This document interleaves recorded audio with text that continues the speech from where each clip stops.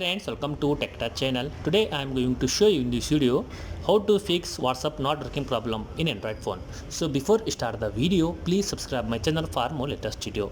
Guys, if your WhatsApp not working, then I will show you how to fix this problem.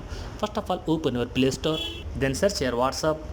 If your WhatsApp not up to date, update your WhatsApp. After updating your WhatsApp, check your problem solved or not. If not, go to the settings.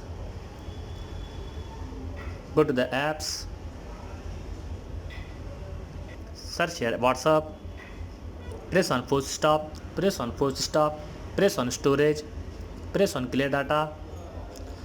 Before clearing the data, read this sentence. This app's data will be permanently deleted. This includes files, settings, databases and other app data. Then press on OK. After doing this, try your problem fix or not. If not, wait for some time. Maybe this is WhatsApp server problem. That's it guys. So in this way, fix WhatsApp not working problem. Thanks for watching friends. Hope you like this video. If you like this video, please like, share and don't forget to subscribe my channel.